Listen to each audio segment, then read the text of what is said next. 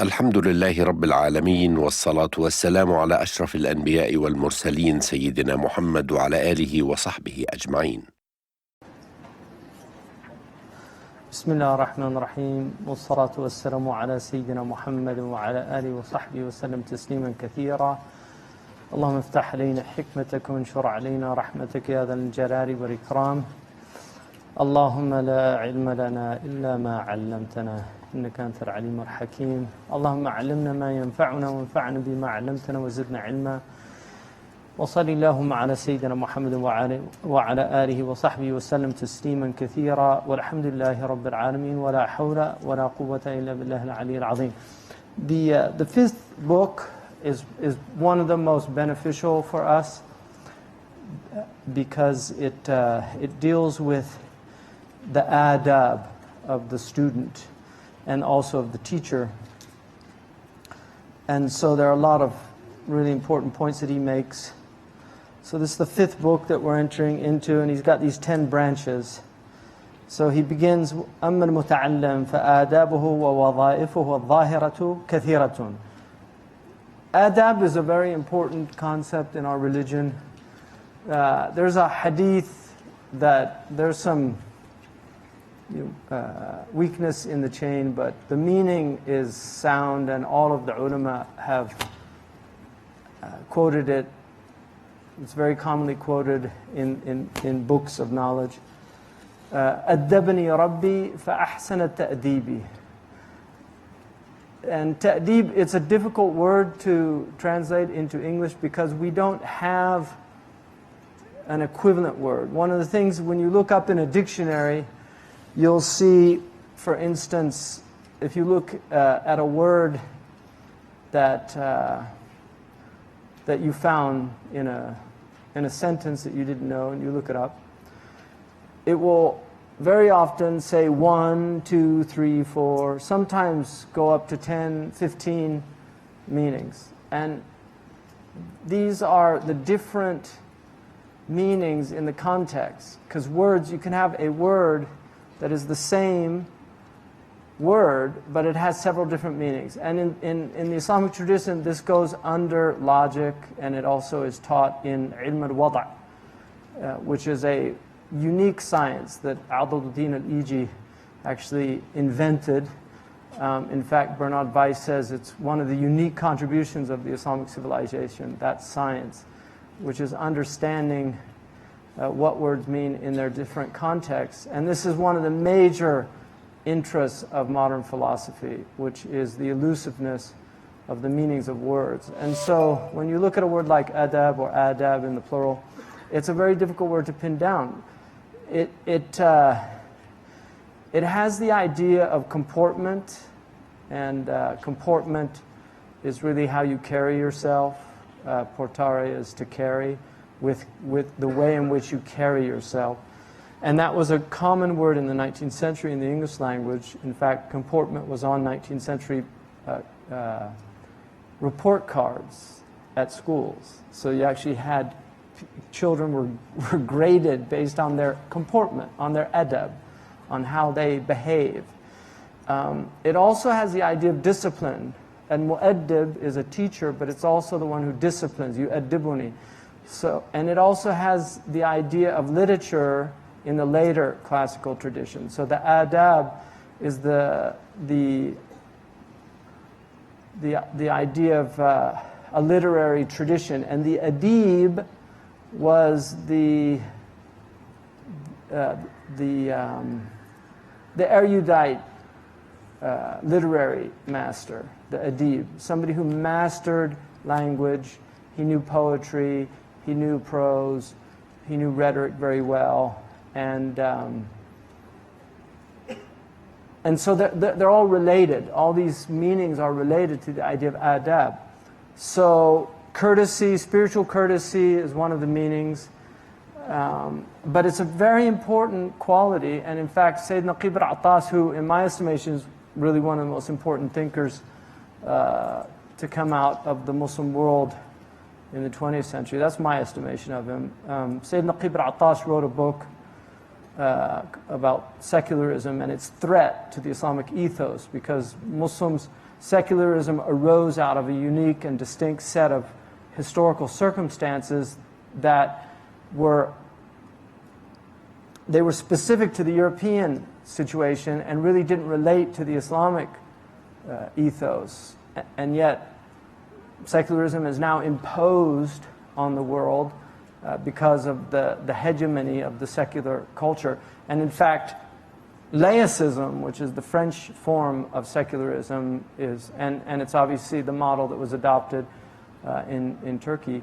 Laicism is worse than secularism because it has an intense animosity towards religion, whereas secularism wants to marginalize religion, but it still allows religion to play a role in society. So a politician can be religious, can be committed to religion. He can even have views from a religious perspective. Somebody can be a politician in America and be anti-abortion because of his religion, and he can actually campaign based on that, and people will vote for him if they side with him on that issue. Whereas in laicism, you can't. It just excludes religion from the public space.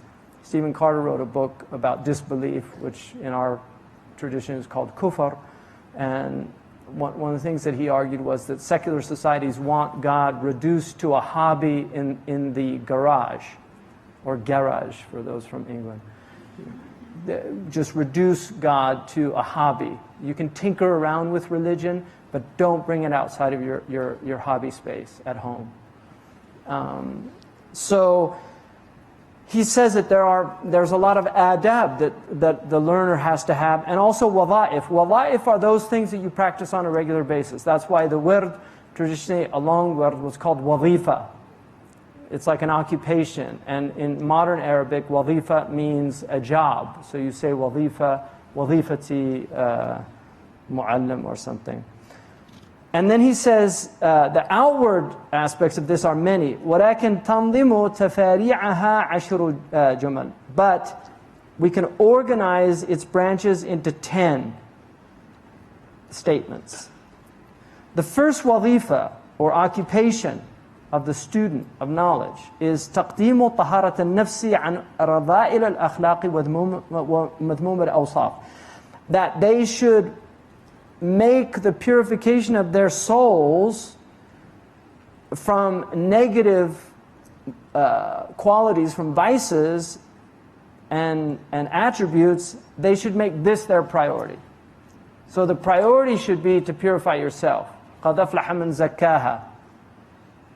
And also, يَوْمَ لَا يَنْفَعُ مَالٌ وَلَا بَنُونَ إِلَّا مَنْ أَتَى اللَّهَ بِقَلْبٍ سَلِيمٍ. That on Yawm al-Qiyamah, the only one of benefit is the one who comes to God with a sound heart. Salamat al-qalb means tahir al-qalb. His heart is pure. It's wholesome. Salama is wholesomeness. It's also peace. So it's a heart at peace. It's no longer struggling against its lower self. And so he says that should be the priority. Because ilm is ibadatul qalb. Knowledge is the worship of the mind.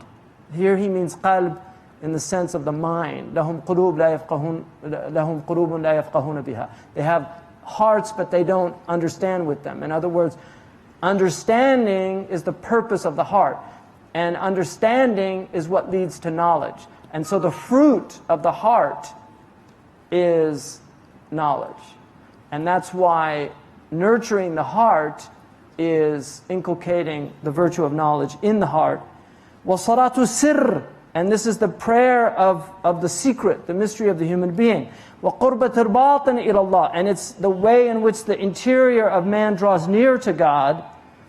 And he says, وَكَمَا لَا تَصَحُ الصَّلَاةُ الَّتِي هِيَ وَظِيفَةَ الْجَوَارِحِ الظَّاهِرَةِ إِلَّا بِتَطْهِيرِ الظَّاهِرِ عَنِ الْأَحْدَاثِ وَالْأَخْبَاثِ فَكَذَلِكَ لَا تَصَحُ عِبَادَةُ الْبَاطِنِ وَعِمَارَةَ الْقَلْبِ بِالْعِلْمِ إِلَّا بَعْدَ طَهَارَتِهِ عَنْ خَبَائِثِ الْأَخْلَاقِ وَأَنْجَاسِ الْأَوْصَافِ. So he says that just as the outward form of the prayer is unsound if the outward limbs are not doing their appropriate actions, and also you have to be purified outwardly from the ahdath and the akhbath or khabaith. So hopefully everybody did tahara, so you know the hadath and the khabath, because you have to be tahirun min al-ahdathi wa min al-akhbathi. So he's saying, just as you have to be pure of those outward things, لا تصح عبادة الباطن وعمارة القلب بالعلم إلا بعد طهارته. So like that, your devotion, your interior devotion, which is really the purpose. The outward is just the form, it's the vessel. But the inward reality is the purpose. It is not sound if it's not pure. From khaba'ith al-akhlaq, right? From the khaba'ith of your character, the foulness of your character, wal ahdath, the hadath, those things that arise, occur. Because you have khabath, which is a specific ayn, it's something that's foul, but then you have the hadath, which arises. And so you have both. So when you have bad character, you might not be angry, but when the hadath occurs, you become angry. And that's like the inward of what the outward occurrence of passing wind or urinating or defecating, something like that. So وقال صلى الله عليه وسلم بني الدين على النظافة والنظافة من الإيمان. There are many. والطهور شطر الإيمان. Purification is half of faith. So وهو كذلك باطنا وظاهرا. And this is the reality. Inwardly and outwardly, purification is the essence of this religion. Islam was built on purity. And so this is the foundation. وقال الله تعالى إنما المشركون نجس. That the mushrikun are impure. تنبيها للعقول على أن الطهارة والنجاسة غير مقصورة على الظواهر المدركة بالحس. And this is in order to let us know that the najasa is not just this najasa of outward things, these impurities. No, their reality is impure because their interior is impure through the vice of idolatry and these impurities of understanding. So understanding can be impure, garbage in, garbage out. All this media that you see, the foulness of it, and people imbibing it, taking it in, and it's having an effect on the heart. And then they wonder why their children go and stab somebody. Well, look at the video games that they're playing. These are developing minds. They're not fully developed yet. You've got a 12-year-old kid who's has a game where he gets points for shooting heads, and then he goes to school and shoots 8 kids in West Virginia or wherever it was, 8 kids, all of them headshots. And the FBI, when they went to his house, they found that that was the game, and he was obsessed with the game. So this is the reality. If you allow all this filth to come in, then it's going to come out. كُلُّ وِعَنْ بِمَا فِيهِ يَنْضَحُ. A vessel can only give out, pour forth what it contains. So if you fill the vessel up with filth, and then it pours forth filth, why are you surprised? They say, well, that's millions of people play these games, they don't do that. طيب. Even if one person does it, as a result of those games, it's an argument to get rid of those games. I mean, the CDC just did a study, 1 out of 10 people in America die for direct result of alcohol. Suppressed study. They didn't even put it in the major newspapers. 1 out of 10. You know, decimation, to decimate means to kill 1 out of 10. That's the original meaning of that term, decimate. Right? To take 1 out of 10. You decimate a people. So here's a filth, the al-khaba'ith, the mother, the matrix of foulness, is killing 1 out of 10 people, and there's no war on alcohol. There's a war on marijuana, right?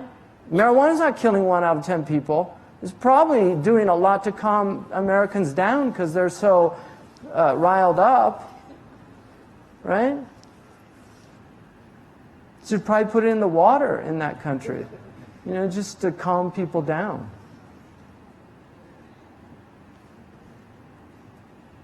It's a murqid, you know, in Sharia. It's like, it's a soporific, you know, it's one of those things that, I mean, the ulama talked about the difference between alcohol and marijuana. Qanab, they called it. Qanab, you know, like cannabis. So, you know, it's haram. They considered it haram. But they saw it as less than alcohol. And yet in America, it's prohibited, and then alcohol is permissible, yet it's killing 1 out of 10 people. It's massive. Unbelievable.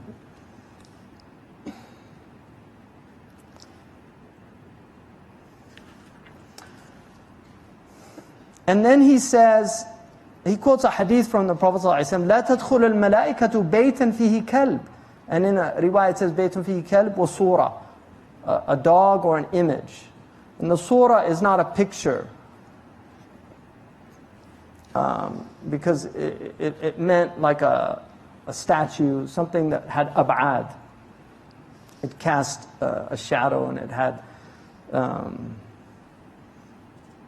because the Prophet permitted clothes that had pictures, and that's clear in the hadith.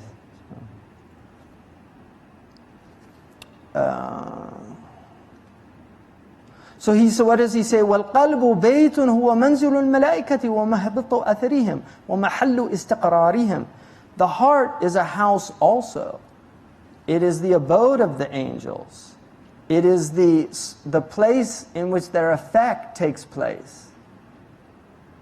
It is the mahallu istiqrarihim. It's the locus whereupon they are fixed. والصفات الرديئة مثل الغضب والشهوة والحقد والحسد والكبر والعجب وأخواتها كلاب النابحة. And all of these vile qualities, like anger, like shahwa, lust, and appetites, low appetites, rancor, envy, arrogance, vanity, and its sisters. These were called sisters. Interesting that St. Thomas Aquinas calls them daughters. Kirabun nabiha. They are barking dogs, right? Because Imam Ghazali in the Kimya, Sa'ada, and other places, he talks about the three souls, the dog soul, the sage soul, and the pig soul. So he's got the sage soul, which is the shaykh, represented by the aqal, and then he's got the dog soul, kalb, which is represented by the ghadabiyya, the quwwa ghadabiyya. And then he's got the pig soul, which is the khinzir, which is represented by the shahwa. So these three, these two, if they take over, they overwhelm the sheikh, and they become, they rule. So that's the nafs. If it's purified, it's called a ruh, an aqal, a sir. I mean, there's a whole bunch of words for it. Fu'ad is one they use.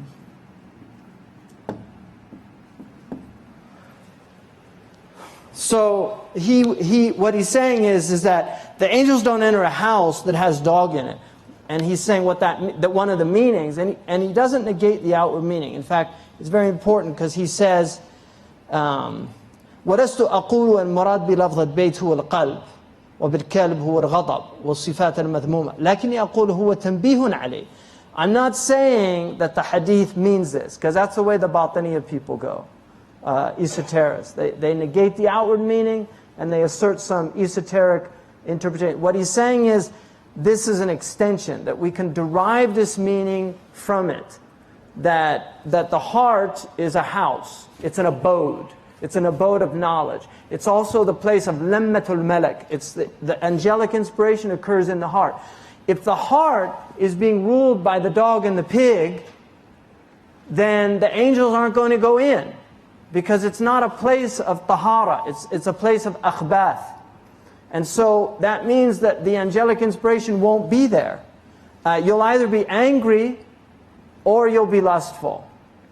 And these are the two, some say the world will end in fire, some say in ice. From what I've tasted of desire, I hold with those who favor fire. But if it had to perish twice, I think I know enough of hate to say that ice is also great, and for destruction would suffice. that these are the two things, the poet, what he's saying is these are the two forces in the world that are destructive. The fire and ice. And these are the sins of the dog soul, the sins of the dog faculty in the soul, and the sins of the pig faculty. So the pig faculty, the shahwa, is fire. It's passion, it's heat. The dog soul is cold, it's ice, it's hatred, it's anger. So these are the cold sins and the hot sins. The cold sins in our tradition are worse than the hot sins.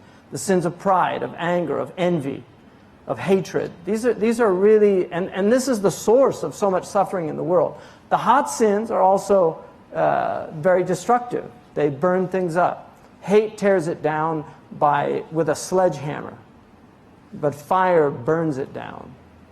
So he's warning about this, that if your heart, the angels aren't going to enter into a place that's filled with dogs. And the light of knowledge, God only thrust it into the heart by way of the angels. وَمَا كَانَ لِبَشَرٍ أَن يُكَلِّمُهُ اللَّهُ إِلَّا وَحْيًا أَوْ مِنْ وَرَاءِ حِجَابٍ أَوْ يُرْسِلَ رَسُولًا. It only comes through wahi, which is revelation, or behind a veil, the kashf that comes, or he sends an angel. And we believe in angelic inspiration. The Prophet ﷺ said when he told Hassan ibn Thabit, the great poet of Medina, he told him, ahju, criticize him with your poetry. In other words, the mushrikeen. Criticize him with your poetry, because they used to write poems against the Prophet, so Hassan would write poems in response, the war of poetry. And so the Prophet said, وَأَيَّدَكَ اللَّهُ بِرُوحِ الْقُدُسِ, and may Allah strengthen you with the Holy Spirit. In other words, inspire you with the angelic force, so that your poetry comes from an inspired source. And just like you have demonically inspired people, I mean, some of these comedians and some of these, you watch them and it's clear. I mean, these guys, where are those words coming from? Where are they coming from? Seriously, where are they coming from?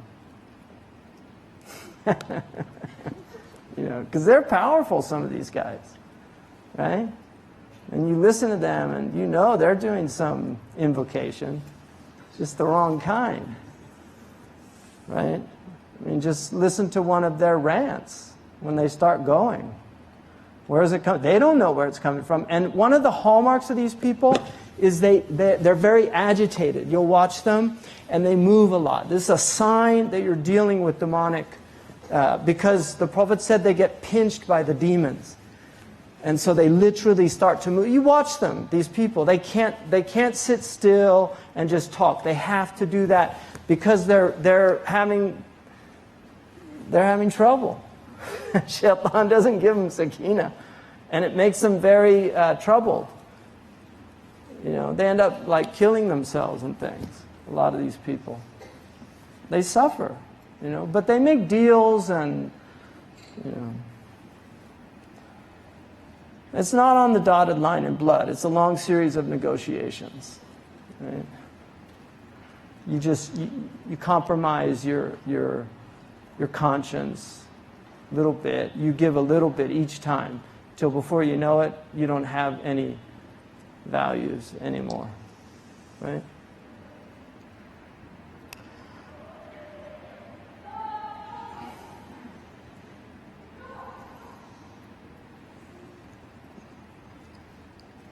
So he's saying, don't think that I'm following the way of the Batini people. He was not a polemicist.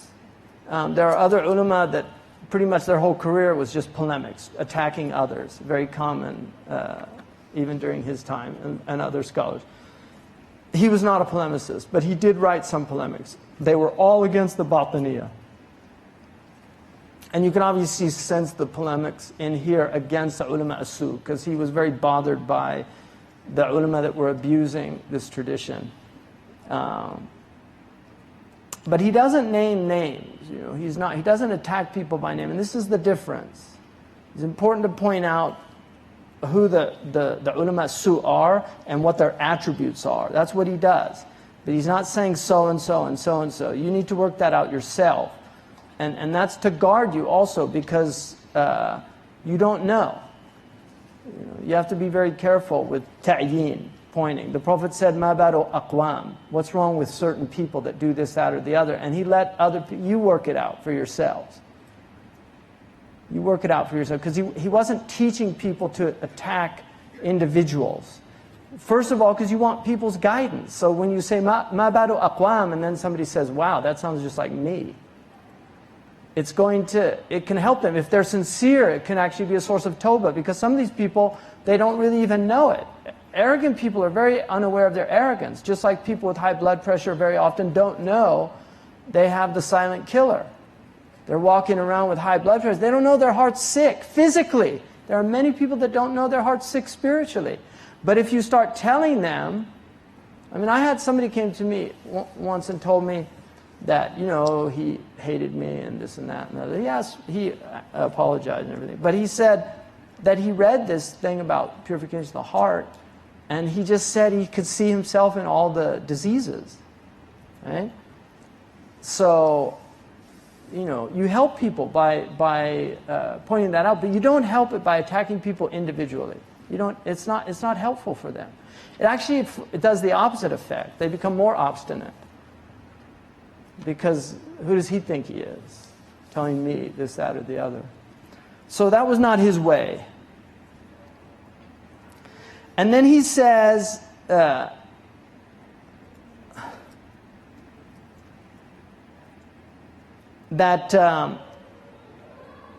he said that the dog was not blameworthy because of its form. It's blameworthy because of its aggressive nature. Obviously, I'll just mention this here, because the Arabs of the desert had dogs, and the Prophet permitted that. And he also, it's permissible, according to the fuqaha, to have a dog as a guard dog in your house. If you live in places where there's a lot of crime or there's fear, then it's permissible to have a dog. But, and then dog people like shepherds and things like that. We went to a house the other day, they had sheep, and they had these amazing Turkish dogs, sheep dogs.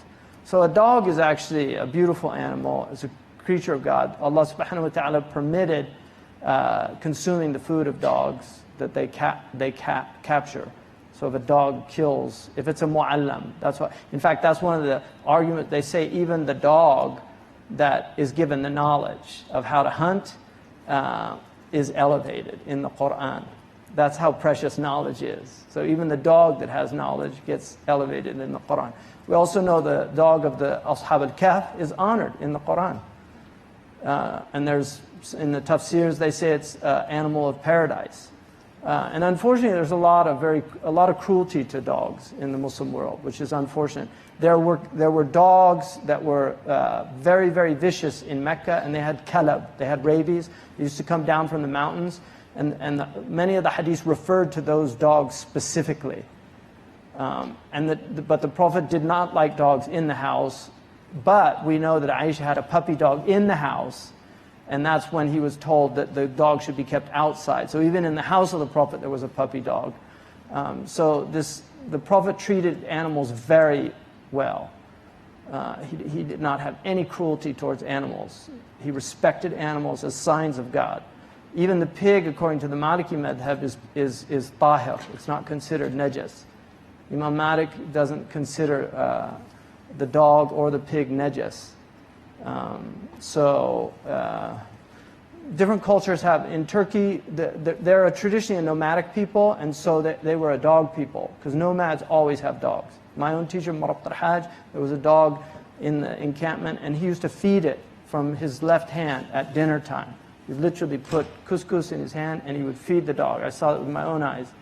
And he told me, when he was doing that once, he said, every living thing, there's a reward in feeding it or treating it kindly. Every living thing. So this contempt that people have for animals is really something I feel needs to be eradicated, because I think one of the signs of sociopathy is the ability to torture animals.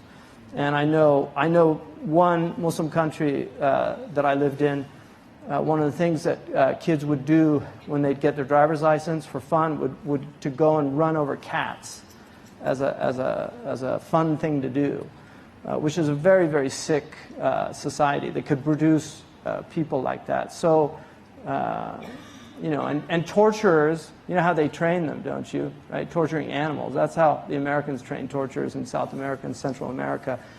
To torture animals first, because if you can torture animals, why do you think at medical school, right, they work dentistry? Where do they do it? On dogs and things like that, right? Get them used to torturing dogs. That's what, right? And then what you can do with it.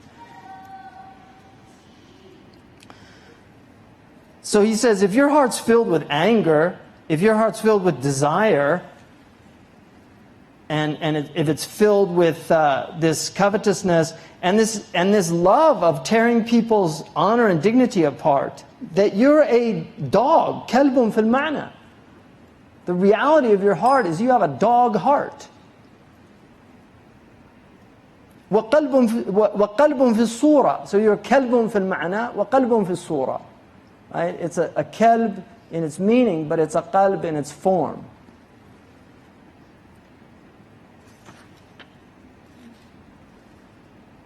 And he said that people are raised in their spiritual form, not in their physical form.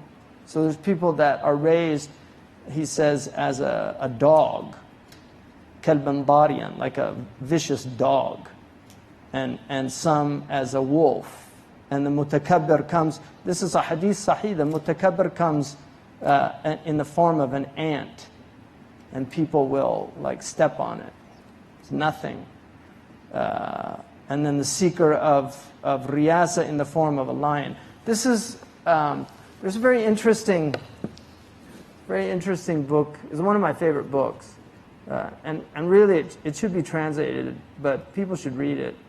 It's called Siraj al-Muluk by Abu Bakr al-Tortoshi. It really changed your perspective on governments and on rulers, and it's very interesting. And he was a very righteous, pious scholar. He was a teacher of Qadi Abu Bakr ibn al-Arabi. And Sidi Ahmed Zarruq mentions, because his opinion was that cheese was not permitted if it came from European countries, which is not a dominant opinion, but that was his opinion. Sidi Ahmed Zarruq said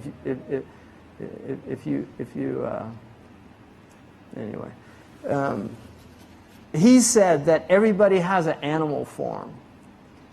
And he said that scholars that are very filled with pride, they're peacocks. Just like you have the peacock spread its feather, the feathers. So he said that's their reality. And God gave the peacock the ugliest feet in creation. So if they would just humble themselves and look down, they would see that they really shouldn't be bragging so much. But he said that there's a certain type of person, he said, that just loves to argue. And they will always argue. They're just going to argue. And you know these people. Maybe you're one of them. But they have to get in an argument with you. They're never going to not... Within a few minutes, it's going to be an argument. And it's a disease, But he says that their animal form is a donkey. Because they're just stubborn by nature. And so he says, when you see it, just enjoy it. He said, look at it like a show. Because a lot of people, they get caught up and they want to argue back. And he said, just enjoy the show. Don't get upset. Don't, just relax. It's a nafs form, like argumentation. Imam Malik, if people started arguing, he literally got up from the majlis. He used to shake his rida and walk away, like shake them off. And he'd walk away. He didn't argue, Imam Malik. But some people, they love to argue. Just want a good argument, right? Nothing like a good argument. It's a lot of marriages based on that.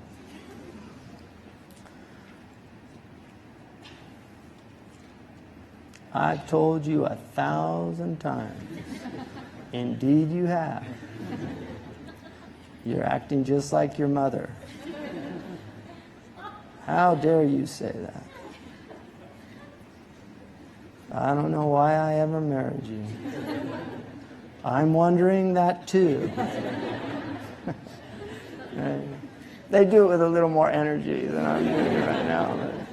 But you know the script. These are scripts, right? Seriously, and they're replicated all over the place. That's what films are all based on. It's just scripts, you know, just scripts.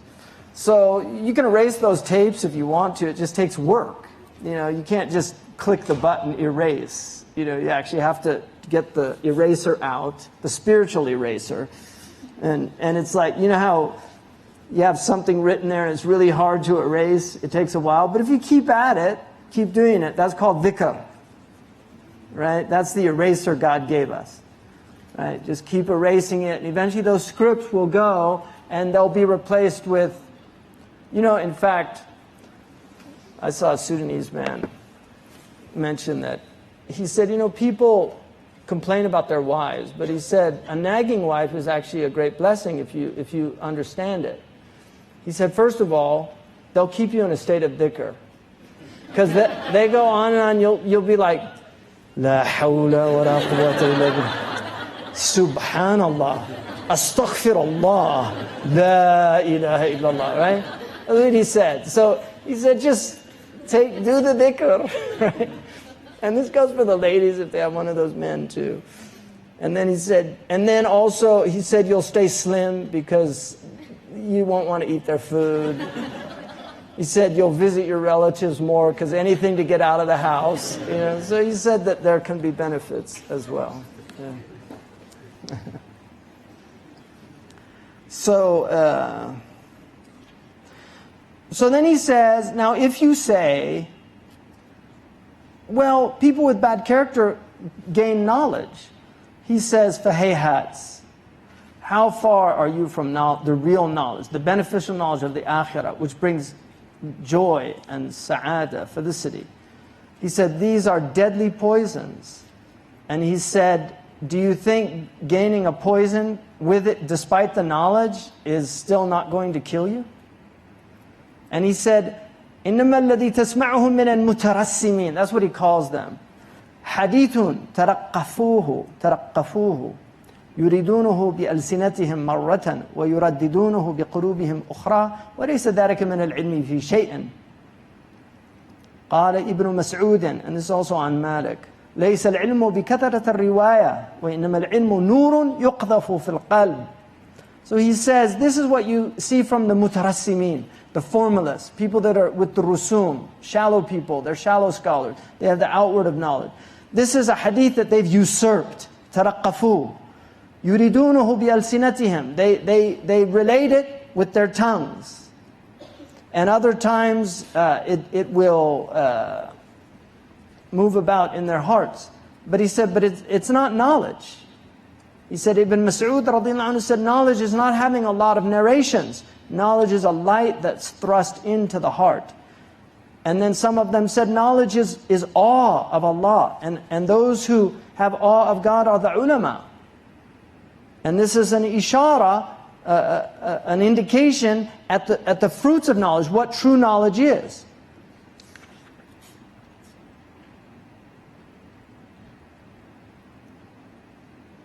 And then the second wazifa is that يقلل علائقه من أشغال الدنيا ويبعد عن أهل والوطن. That the second occupation that the student of knowledge should be in, that he should diminish any attachments to preoccupations of this world and distance himself from family and country.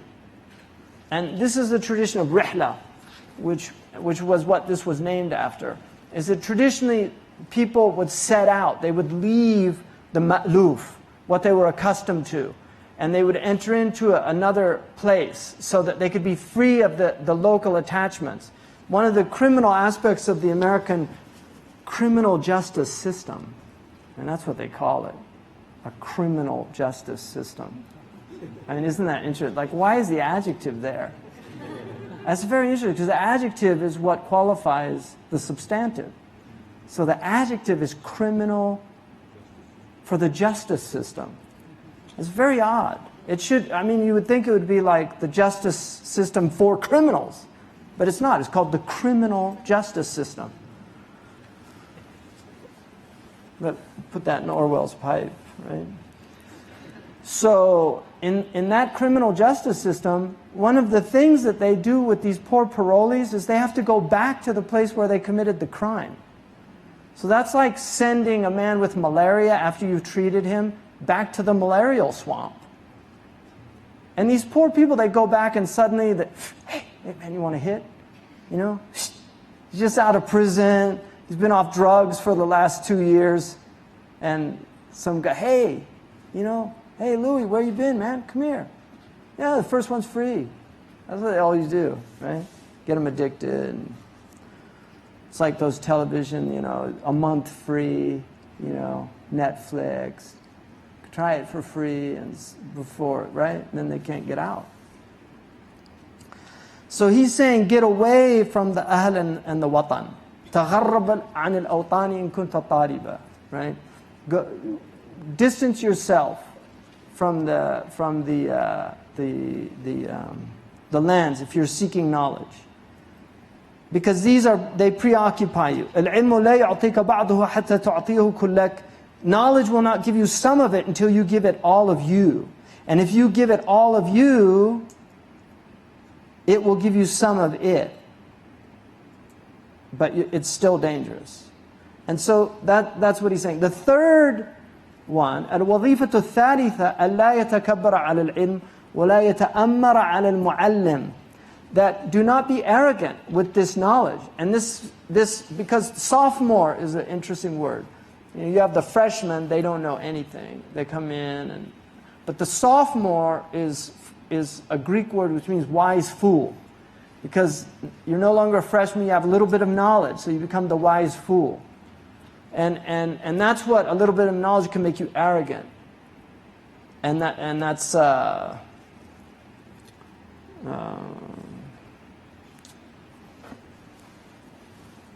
little bit of learning is a dangerous thing.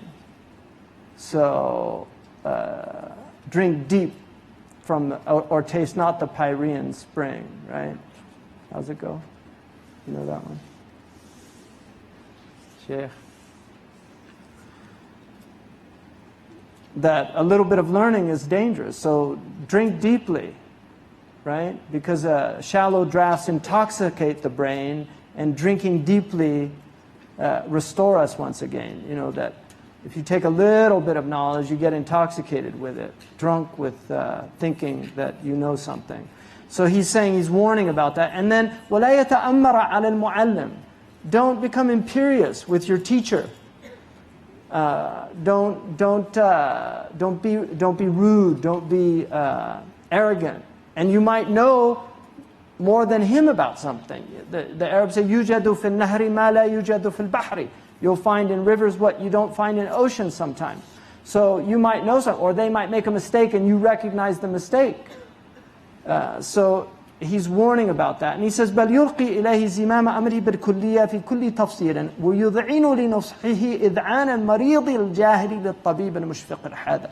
So he should يُذْعِنُ لِنُصْحِهِ. Id'an is docility. He should be docile. Now, isn't it interesting that docile comes from docere, to learn. So a docile person literally means teachable in English. In other words, when you're malleable, when you're humble, then you can learn. But if you're arrogant, if you're full of yourself, if you come with that attitude, then you're not going to learn. So he said it's necessary to be humble before your teacher, and to يطلب الثواب والشرف بخدمته. Sha'bi said, Zayd ibn Thabit prayed a funeral prayer. فَقُرِّبَتْ إِلَيْهِ بَغْلَتُهُ لِيَرْكَبَهَا. And so his mule was brought to him so he could ride it, and Ibn Abbas took the reins. And Zayd said, خَلِّ عَنْهُ يَا بِرْ عَمِّي رَسُولِ اللَّهِ. Don't do that. Zayd ibn Thabit was a great scholar. And Ibn Abbas took that and he said, oh, cousin of the Messenger of God, leave that alone. And Ibn Abbas said, هَكَذَا أُمِرْنَا أَن نَفْعَلَ بِالْعُلَمَاءِ وَالْكُبَرَاءِ. No, this is what we were commanded to do with scholars and with the great amongst us.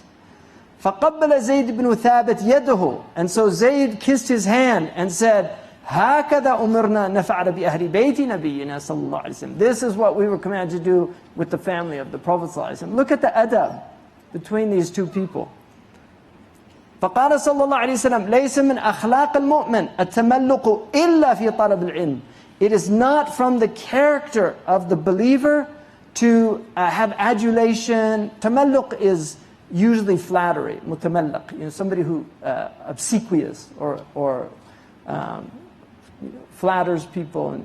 But it could also, it has the idea of just, to hold somebody in high esteem, but it's really a negative term in Arabic. So what the Prophet ﷺ is saying, this is negative except in relation to the student and teacher relationship. It's not negative in that case. فَلَا يَنْبَغِي لِلطَّالِبِ أَنْ يَتَكَبَّرَ عَلَى الْمُعَلَّمِ. A student should never be arrogant with his teacher. وَمِنْ تَكَبُّرِهِ عَلَى الْمُعَلَّمِ أَنْ يَسْتَنْكِفَ مِنَ الْإِسْتِفَادَةِ إِلَّا مِنَ الْمَرْمُوقِينَ الْمَشْهُورِينَ. And from the arrogance of a student is that they refuse to learn except from notables. They don't want to sit with the humble. They don't want to sit with a teacher maybe that is not well known. That's a sign of arrogance. If somebody has a knowledge, you should benefit from that knowledge. Even if you think that they're not a notable person. And the same goes for the scholars. Somebody might know something that they don't know. They shouldn't be ashamed to go to them. And he said, وَهَذَا عَيْنُ الْحَمَاقَةِ. This is the essence of stupidity. فَإِنَّ الْعِلْمَ سَبَبُ النَّجَاةِ وَالسَّعَادَةِ. Because knowledge is the reason for his salvation and felicity.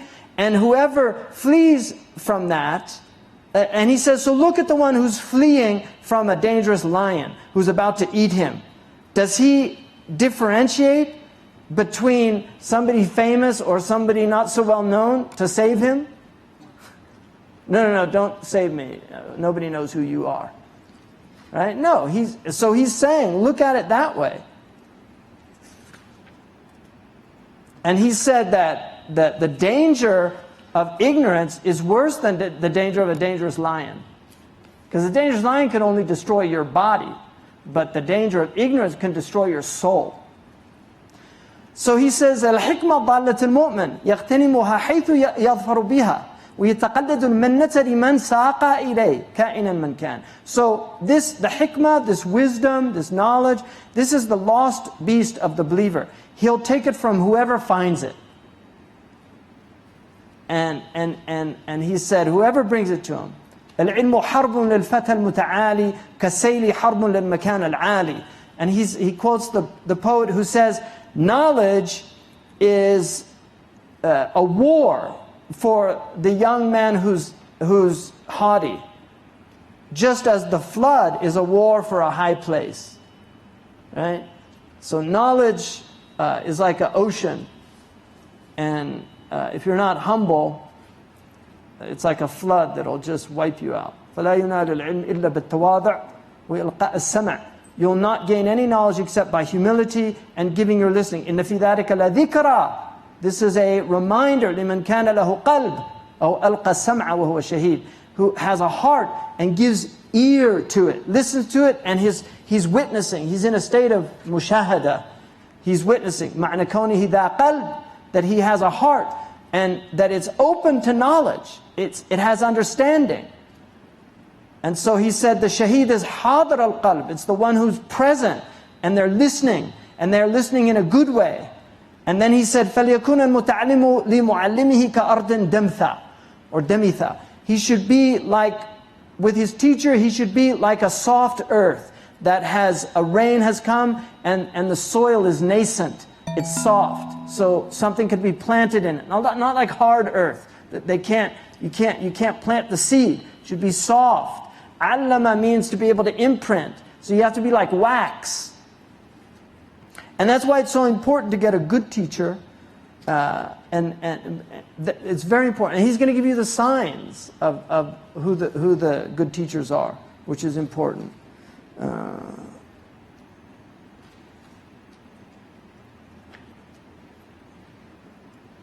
And he said, and be careful of considering what your teacher is doing as a mistake or something like that, because he has or she has the expertise that you might not understand. Just like a doctor might treat a patient with heat who's suffering from a fever. So he says, the doctor has knowledge that you might not have. وَقَدْ نَبَّهَ اللَّهُ تَعَالَى بِقِصَّةِ الْخِضْرِ وَمُوسَى. And Allah pointed this out in the story of Khidr and Musa. What did Al-Khidr say to him? إِنَّكَ لَن تَسْتَطِيعِ مَعِي صَبْرًا. You won't be able to be patient with me. وَكَيْفَ تَصْبِرُ عَلَى مَنْ لَمْ تُحِطْ بِهِ خُبْرًا. How will you be patient about something you don't really understand? So what did he? ثُمَّ شَرَطَ عَلَيْهِ السُّكُوتُ وَتَسْلِيمُ. فَإِنَ اتَّبَعْتَنِي فَلَا تَسْأَلْنِي عَنْ شَيْءٍ حَتَّى أُحْدِثَ لَكَ مِنْهُ ذِكْرًا. And so he said, he put on a condition to be quiet and to be resigned. That was his condition. If you want to follow me, don't ask me about what I'm doing until I tell you about it. ثُمَّ لَمْ يَصْبِرْ وَلَمْ يَزَالْ فِي مُرَادَّتِهِ إِلَى أَنْ كَانَ ذَلِكَ سَبَبْ فِرَاقِ مَا بَيْنَهُمَا. So he wasn't patient, and he kept going against him until it ended up that they separated. So in summation, كل متعلم استبقى لنفسه رأيا واختيارا وراء اختيار المعلم فاحكم عليه بالإخفاق والخسران. So if you see a student who thinks he knows better than his teacher and chooses his opinion over his, then just consider him already failed.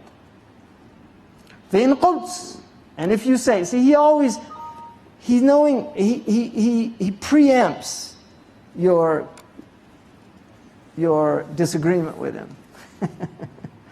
فإن قلت فقد قال الله تعالى فاسألوا أهل الذكر إن كنتم لا تعلمون. But Allah says, ask the people of knowledge.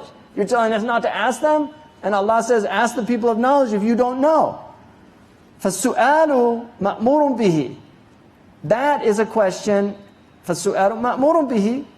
And so he's saying, and so they say, so the question, we're commanded to ask questions. فعلم, no. أنه كذلك, that's true. ولكن فيما يأذن المعلم في السؤال عنه.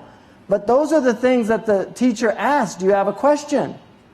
فإن السؤال عما لم تبلغ رتبتك إلى فهمه مذموم. Because asking a question that you're not ready to get the answer for is blameworthy.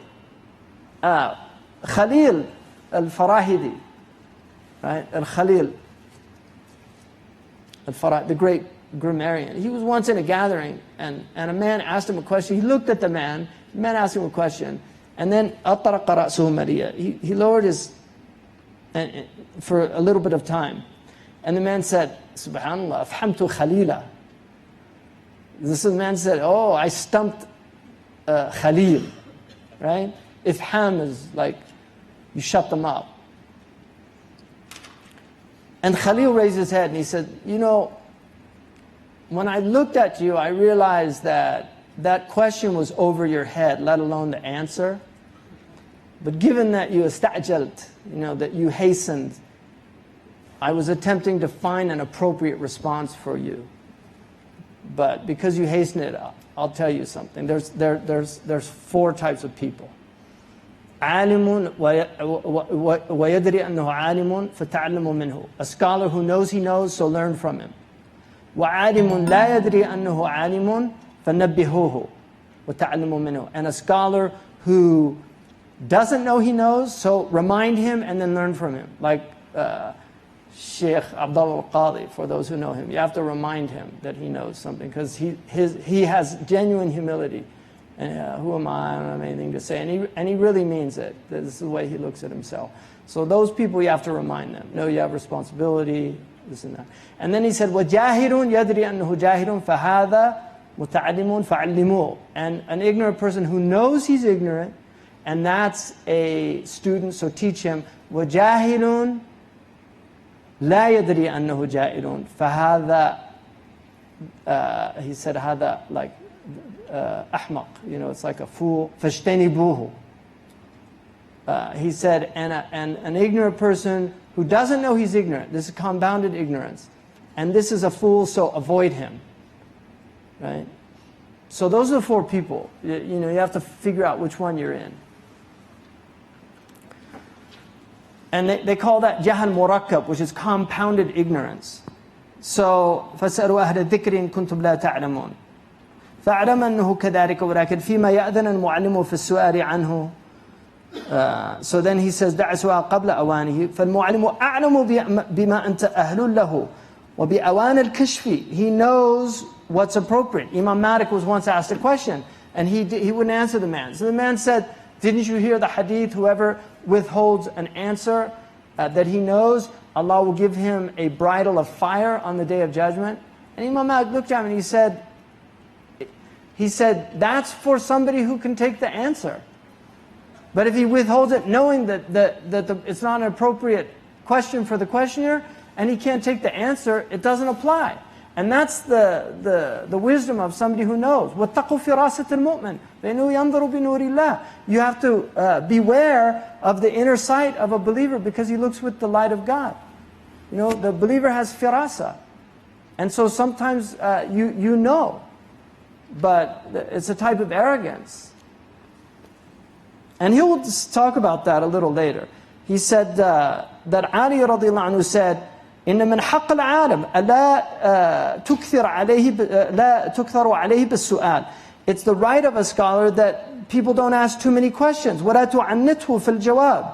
And don't give him a hard time about the answer. ولا تلح عليه إذا كسل. And if he's not, if he appears to be lazy about something, don't keep ilhah. Like ilhah is just to be relentless in your asking. وَلَا تَأْخُذَ بِثَوْبِهِ إِذَا نَهَض. Don't grab his robe if he's getting up. Like, hey, hold on. وَلَا تُفْشِيَ لَهُ سِرًّا. Don't spread some secret that you might know about him. وَلَا تَغْتَابَنَّ عِنْدَهُ أَحَدًا. Don't backbite in front of him. وَلَا تَطُبَنَّ عَثْرَتُهُ. Don't look for his faults, because trust me, any teacher has faults. If you look for them, you're going to find them. It's a blessing that Allah veils you from the faults of your teachers. وَيَنْزَلْ قَبِلْتَ مَعْذِرَتُهُ. And if he trips, you accept his excuse. وَعَلَيْكَ أَن تُوَقِّرُهُ وَتُعَظِّمُهُ لِلَّهِ تَعَالَى مَا دَامَ يَحْفَظُ أَمْرَ اللَّهِ تَعَالَى. And you should show him respect, and تُعَظِّمُهُ is really to hold him in high esteem, as long as he's following the amr of Allah. وَلَا تَجْلِسْ أَمَامُهُ. Don't sit in front of them. وَإِنْ كَانَتْ لَهُ حَاجَةٌ سَبَقْتَ الْقَوْمَ إِلَى خِدْمَتِهِ. And if he has a need, you should try to fulfill the need. So that all goes, and this is, our tradition was a tradition of great respect for teachers. Unfortunately,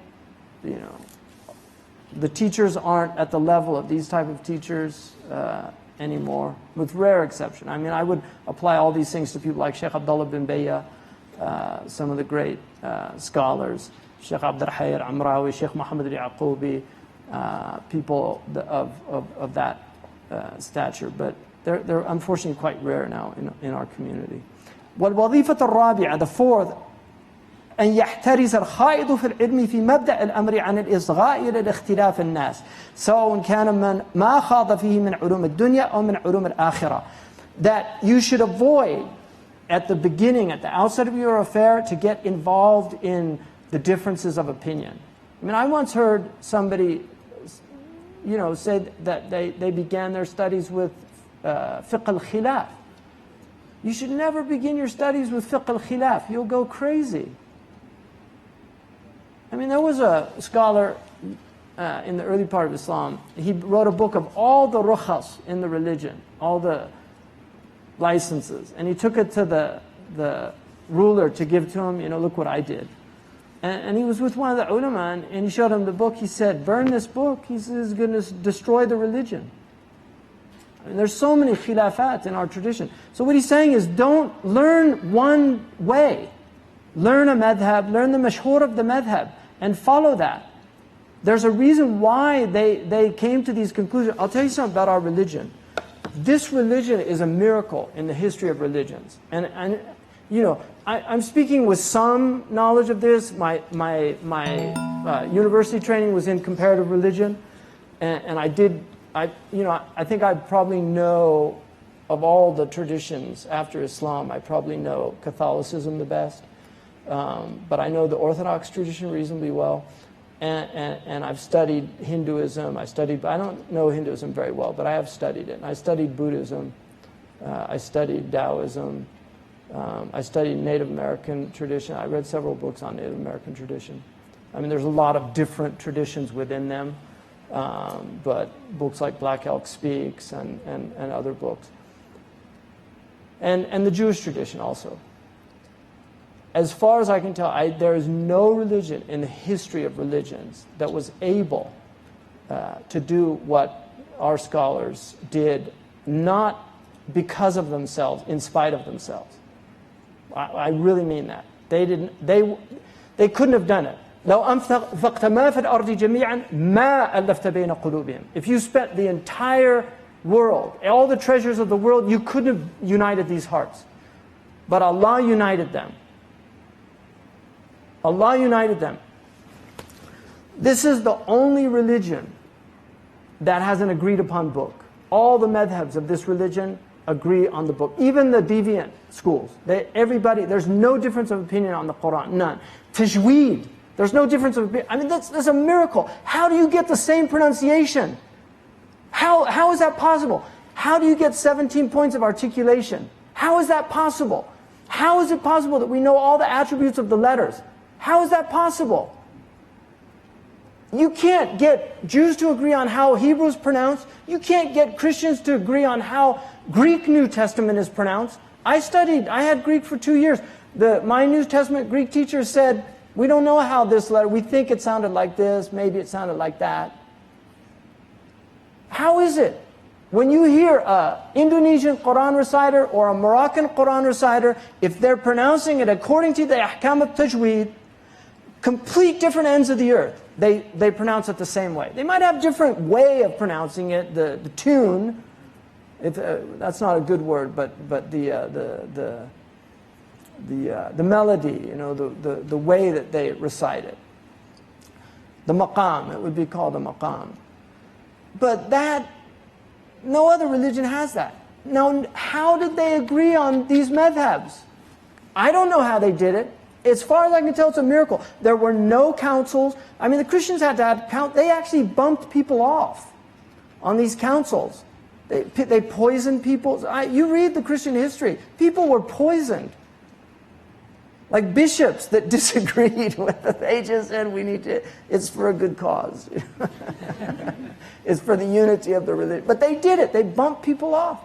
You had Arianism. You had Malachite Christianity. You had all these competing. They had over 30 Gospels at the Council of Nicaea, which was here in Turkey. Over 30 Gospels. You know how they decided? They put it on a table. And in the morning, they came in, there were only 4 on the table. But who had the key to the room? So they agreed on these 4 Gospels, but there were other Gospels. They had to have councils. They had several councils. The Council of the Chaldean Council, the Council of Nicaea. They had the different creeds, the Alexandrian Creed, right? Became the dominant creed. Why? Because he was more powerful than Arian. Arian almost won the day. They voted about these things. They literally had votes, like they do now with the magisterium. Muslims never had any of this. You can't prove anywhere in the history of Islam. They had one council where they got together and said, what madhabs should we accept as valid madhabs? How did they agree on 4 madhabs? And then, how did they agree on the mashhur? If you're a Maliki, you study Ibn al-Qasim. Malik had hundreds of students. Why did they all agree on one student? Tell me, why? How'd they do it? They didn't kill anybody. They didn't kill the followers of Ibn Majishun. They didn't kill the followers of Ibn Wahdin. They didn't kill the followers of Muhammad ibn al-Utbi or Sidi al-Mawaz.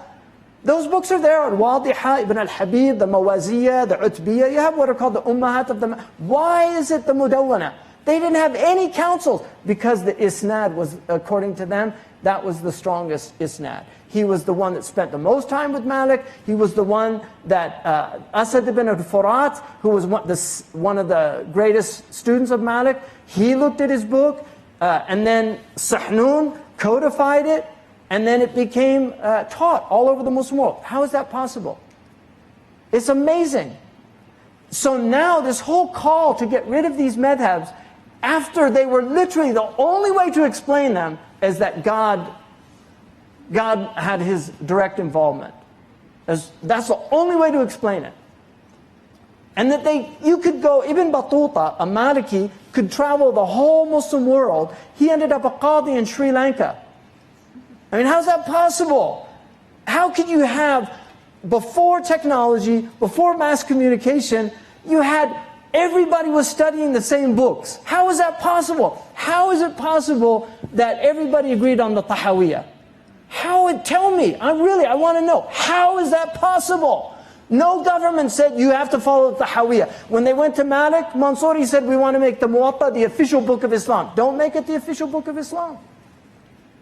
After the Quran, he said the Sahaba spread out in the Ummah. Don't force. That became the standard. No empire ever forced people. The Ottomans respected the other madhabs. They could have wiped the madhabs out and made Hanafi the only madhab. They could have wiped the Aqaid out. Even the Ash'aris that became the dominant Aqidah under the Seljuks, they didn't wipe the Athariyin out. They didn't wipe them out. They stayed. They're still here. They still have their Asanid. Their books are still taught. It's a miracle of this religion. And so throwing this away, that's what he's saying. Be careful. Learn what, before you start questioning these people, before you start, learn. Because these things were not arrived at fortuitously. There's providential care in the preservation of this religion. There is providential care. The miracle of Arabic grammar is a miracle. The Europeans don't have an English dictionary until the 18th century. There is no dictionary. We don't have a dictionary from Shakespeare's time. The Muslims had dictionaries in the first 100 years. But the words were preserved orally. They went around, this great Al-Asma'i, this is a genius Arab. He spent his entire life going to the Arab tribes. What does this word mean? When you say this, what do you mean by this? And he wrote everything down. It's a miracle. Who inspired them? Who inspired them to do that? To find out, because they wanted to preserve this religion, preserve every meaning of these words. This is an amazing thing. And we should have more himmah to try to learn these things. Really. Look at what they did with their life. They expended their life and energy for the preservation of this knowledge. And here we have it. It's all there. And everybody's playing Nintendo. My God. What an ungrateful lot we are. Really. Unbelievable.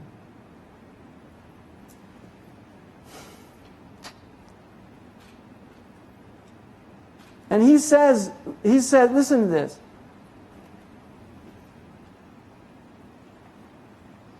If you have a teacher who's teaching you a lot of different opinions, beware of him. Look what he says. فَلْيَحْذَرْ مِنْهُ فَإِنَّ إِضَلَّالَهُ أَكْثَرُ مِنْ إِرْشَادِهِ. His leading you astray is more than his guiding you. He said, and blind people can't lead blind people. And the beginner should avoid all these doubtful matters, just like you avoid somebody who's new in Islam from spending time with disbelievers, because he's new in Islam. So you want to get him out of that company, because they're going to say, oh, why'd you do that? And try to put doubt in his mind until he has a strength. And he said, just like the qawi, somebody who's strong, they can go and talk to disbelievers because they're strong. He said they're encouraged to do that. And he said, just like you don't take somebody who's weak and decrepit and put them in the army and put them in the front lines.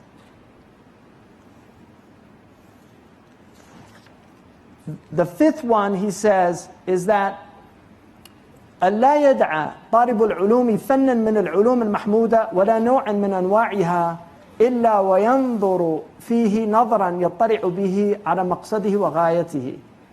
So this is really what he's saying here, is that he should not leave the student. أَلَّا يَدْعَى طَالِبُ الْعُلُومِ. The student should not leave one fen, one art from these praiseworthy sciences, وَلَا نَوْعًا مِنْ أَنْوَاعِهَا, or a species of it, إِلَّا وَيَنْظُرُ فِيهِ نَظَرًا يَطَّلِعُ بِهِ عَلَى مَقْصَدِهِ وَغَايَتِهِ. He should look at it to understand its point. In other words, you should have a diversified education. It's very important not to focus only on one thing, because specialization is dangerous. You should have a general education. That's what he's saying. It's very important to have a general education. This is what we would call today a liberal arts education. And then he said, and if his life helps him, then he can become more and more knowledgeable about these things. But he should always take the first, most important, and then move on to that. And then he says, وَإِذْ لَمْ يَهْتَدُوا بِهِ فَسَيَقُولُونَ هَذَا إِفْكٌ قَدِيمٌ. That people who are ignorant of something become their enemy. Like Allah says in the Quran, because they weren't guided by it, they said, oh, this is just fairy tales of the old. It's made up stories. فَالْعُلُومَ عَلَى دَرَجَاتِهَا إِمَّا سَارِكَةٌ بِالْعَبْدِ إِلَى اللَّهِ. So all of these knowledges based on their different degrees should take the servant to his Lord and help him in his journey to God. And there are manazil, and these are ordered to get you there. And he said, and learning these knowledges has the same importance for our religion as those guarding the boundaries of the Islamic lands. In other words, just as you defend your country against enemies from outside, you have to also protect the purpose of your civilization, right, from the enemies inside. Nafs, shaitan, hawa, and dunya. And then people that lead other people astray. So he's saying that this is real jihad, to learn these things. والوظيفة السادسة إن العمر إذا كان لا يتسع لجميع العلوم غالبا فالحزم أن يأخذ من كل شيء أحسن. That your life, by its very nature, will not allow you to study all knowledges. Especially today, there's just too many. In these days, it was easier to learn everything that everybody knew of the outward sciences. They say Goethe was the last person that knew everything. But you have a massive explosion of information. I mean, just to learn all we know about the kidney would take a lifetime. Seriously, just to learn all we know about the kidney. And still there's things that are going to be learned in the future about the kidney. So he said you should learn the most important ones. Take the most important ones. And then he said, أشرف العلوم علم الآخرة. The most honored and important of all the sciences is the science of the next life. And it has mu'amala and mukashafa. فَغَايَةَ الْمُعَامَلَةِ الْمُكَاشَفَةِ. The purpose of your transaction, your outward behavior, is an inward spiritual reality. And the غَايَةَ الْمُكَاشَفَةِ, the end and the purpose of this inward reality is to know your Lord. وَلَسْتُ أَعْنِي بِهِ الْاعْتِقَادِ. And I'm not talking about aqidah that you learn from a teacher. And I'm not talking about dialectical theology. I'm not talking about argumentation. These are fine to learn for polemics and to argue against people that are attacking us and obfuscations and these things. I'm talking about certainty. I'm talking about the fruit of light that Allah thrusts in the heart of a believer that's been purified through mujahada, through struggle. He's purified his inward state from all the foulness. And until he reaches the rank of Iman. And we're talking about the Iman of Abu Bakr radiallahu anhu, that if his Iman was weighed in the scale, it would outweigh the Iman of all the worlds. He said, this is what we're talking about.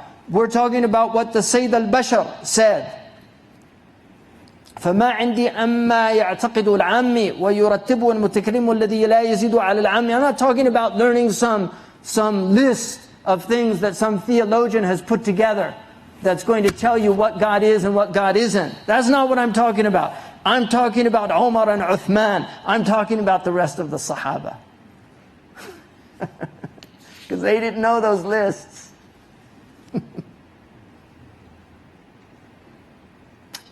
The Prophet ﷺ said Abu Bakr's Iman was because of a secret that God put in his chest. والعجب ممن يسمع مثل هذه الأقوال من صاحب الشرع صلوات الله عليه وسلامه ثم يزدري ما يسمعه على وفقه ويزعم أنه من ترهات الصوفية. He said, so how bizarre it is when people hear a hadith like that from our messenger and they have contempt for the things that they hear like that and claim these are just from the fabrications of the Sufis. فينبغي أن تتئد في هذا الأمر. Go slowly in this affair. فعنده ضيعت رأس المال, because you can lose the capital, the whole purpose of this. وكن حريصا على معرفة ذلك السر. Be serious about knowing this secret that is not with the fuqaha and the mutakallimin. The jurists don't have it, and the theologians don't have it. And the only thing that's going to get you there is your seriousness in seeking it. فعلى الجملة أشرف العلوم وغايتها معرفة الله عز وجل. The most honorable of all knowledges is the knowledge of God. This is an ocean that you will never get to the bottom of. And these are the extreme ranks of the human being. And the highest of it is the rank of the prophets, and then of the awliya, and then those who come closest to them.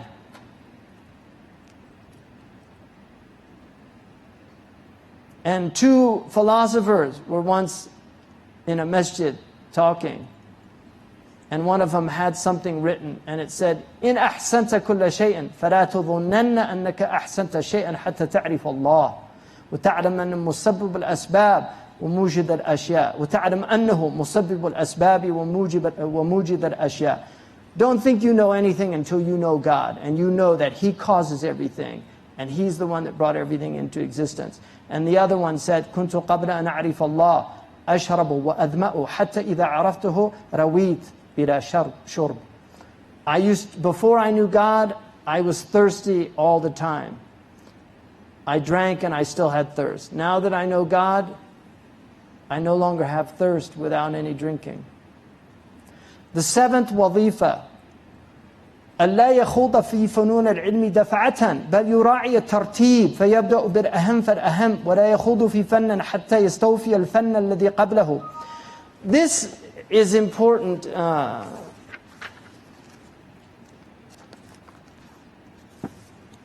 My time's up, so I'm going to stop there, because we're going to finish inshallah. Bi'idhnillah. Bi'idhnillah. I'm hoping. Pray. So I'll stop there on the 7th, because that's an important one to know. Will you please repeat the first responsibility of the student? Right? That you have to purify your heart. That should be the reason that you're seeking knowledge, is to purify your heart. How does one know they have become arrogant with their knowledge? Their signs, He gives them. And we'll get to that. That's the toughest read for people that teach and things like that. It's also the biggest section, right? The dangers of knowledge. And it's very easy to become arrogant. Intellectual arrogance is very common. Academia is rife. I mean, some of the most arrogant people you'll ever meet are PhDs, right? Seriously. It's amazing. Every once in a while you meet somebody extremely humble amongst them, but it's quite rare. Could you please define the kind of argument that Imam Malik disliked? He disliked argument, period. Just argument. The Prophet did not argue. You know, the Quran says, لا تجادل إلا بالتي هي أحسن. Don't have jidal except in the most beautiful way. That's not argumentation. Argumentation, it's not nice. People get angry. Who wrote Siraj al-Muluk? Abu Bakr al-Turtushi, al-Andalusi, and then the Egyptian. I know that when I return to the Rihla, my family and friends will want to know what I learned and teach them. However, even though I have learned a lot while here, I feel even less qualified to want to teach others what I learned or to correct others. What suggestions do you have for that? Inshallah, I'll deal with that later. What is your nasiha for Muslim teachers who are teaching today's youth? Many of these children are unable to reach their potential as they are overwhelmed by technology. Adab is dead. Adab is definitely not, it's really hard to find it. And when you get to the adab that they're talking about, it's very subtle. I mean, you know, Imam Nawawi, his teacher used to invite, this is his favorite student, his teacher used to invite him to come eat with him, and he would always beg for an excuse. Just, please,